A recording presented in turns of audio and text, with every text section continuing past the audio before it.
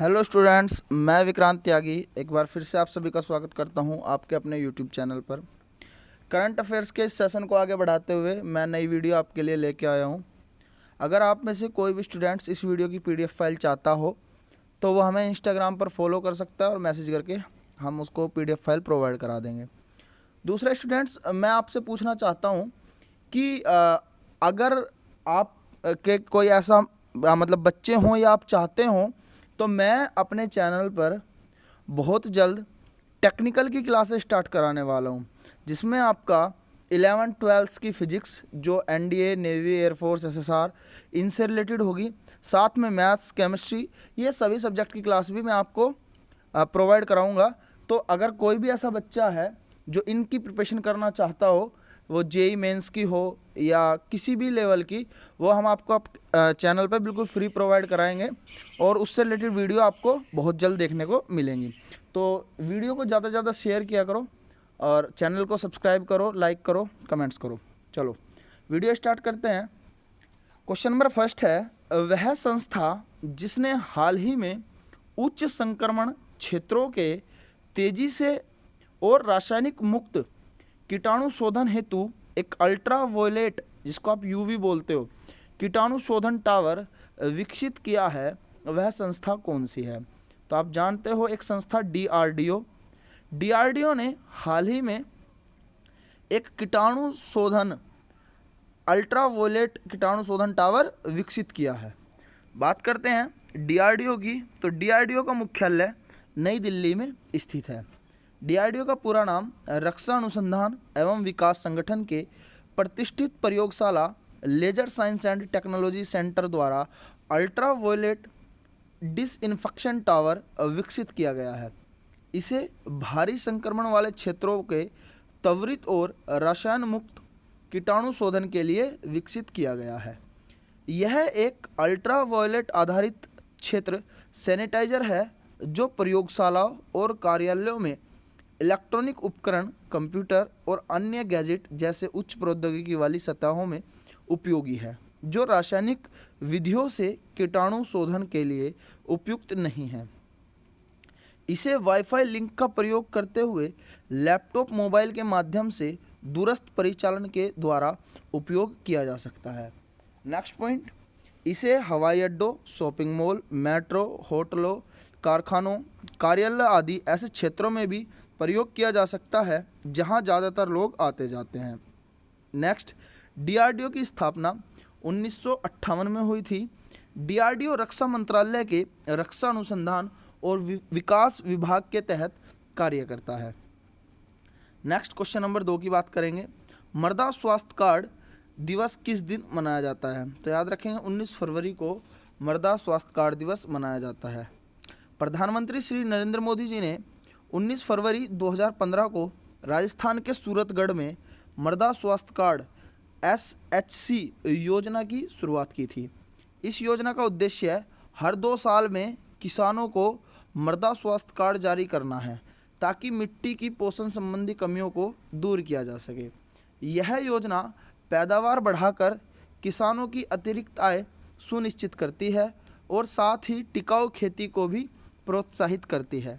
इस योजना के तहत मिट्टी की सेहत और उर्वरता में सुधार के लिए पोषक तत्वों की कितनी खुराक देनी है से संबंधित जानकारी भी दी जाती है।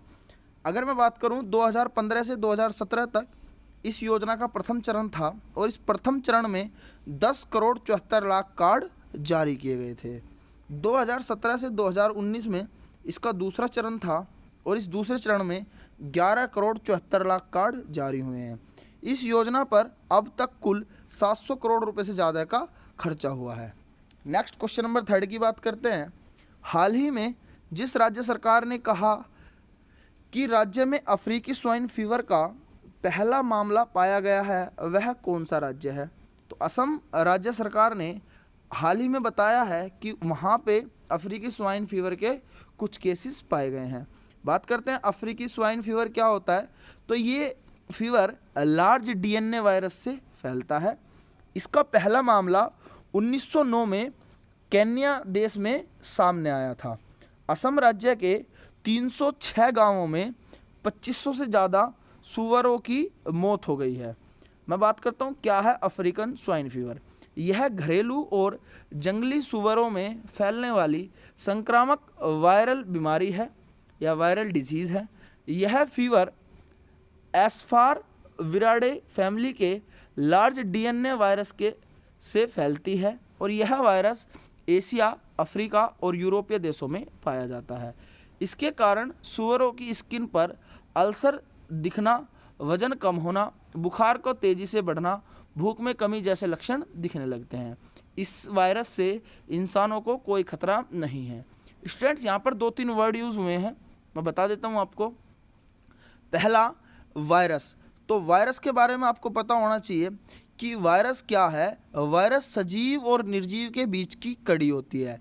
Virus is a middle chain of living और नॉन लिविंग ऑर्गेनिज्म। मतलब वायरस ना तो पूरी तरीके से लिविंग होता है और ना ही पूरी तरीके से नॉन लिविंग होता है।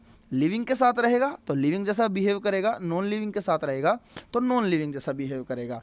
दूसरी बात आप याद रखेंगे कि ये जो वायरस है इसकी खोज इवानोवास्की नामक वैज्ञानिक ने की थी। किसने की थी? इवानोवास्की। मैं स्पेलिंग बोल देता हूँ, आप नोट कर लेंगे।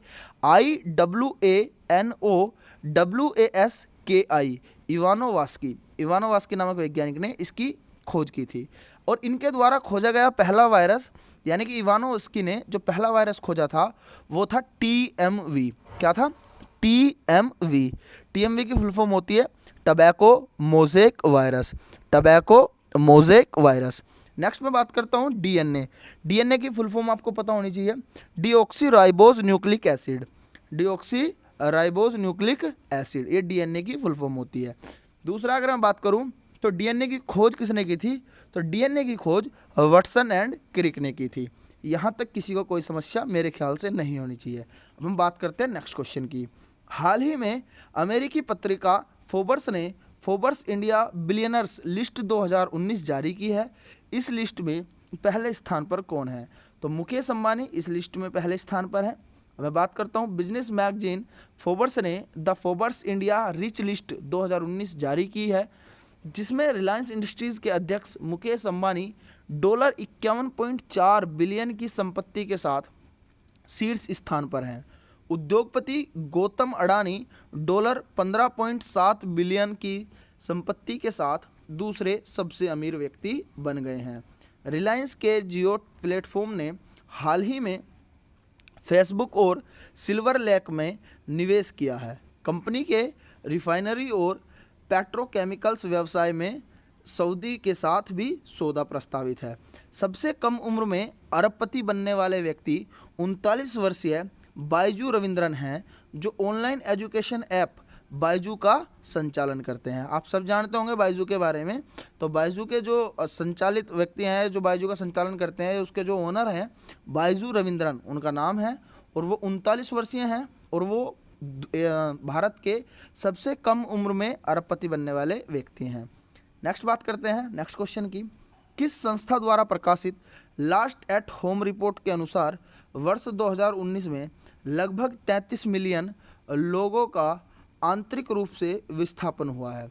33 मिलियन लोगों का आंतरिक रूप से विस्थापन होने से मतलब है कि या तो उन्होंने किसी भी कारण से घर छोड़ दिया, या तो देश छोड़ दिया, या तो राज्य छोड़ दिया, मतलब एक जगह से दूसरी जगह स्थानांतरित हो गए। तो संयुक्त राष्ट्र बाल कोष यूनिसेफ ने ये बताया है। ये जो प्रकाशित थी रिपोर्ट किसके द्वारा की गई है? यूनिसेफ के द्वारा।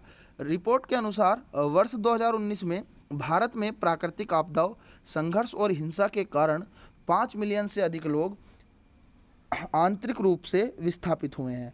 आंतरिक रूप से विस्थापन भारत के बाद क्रमशः फिलीपींस की राजधानी है मनीला, उसके बाद बांग्लादेश की राजधानी है ढाका, चीन की राजधानी है बीजिंग है। मतलब भारत के बाद किस किस देश में आंतरिक रूप से विस्थापन हुआ है? फिलीपींस में, बांग्लादेश में और चाइना में।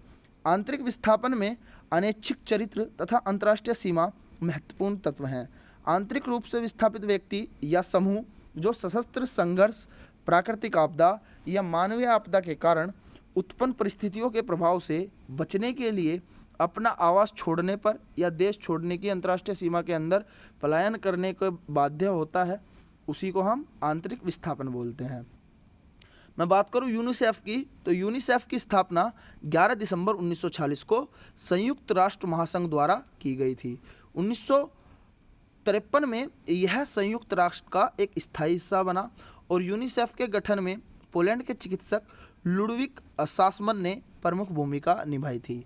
इस वीडियो में सिर्फ इतना ही। वीडियो पसंद आई हो तो लाइक करें, कमेंट्स करें, शेयर करें, और अभी तक अगर आपने हमारे चैनल को सब्सक्राइब नहीं किया है तो चैनल सब्सक्राइब कर लें, साथ में बेल आइकन आ रहा होगा उसको भी प्रेस कर लें। आज के लिए इतना ही, मिलते हैं नेक्स्ट क्लास में।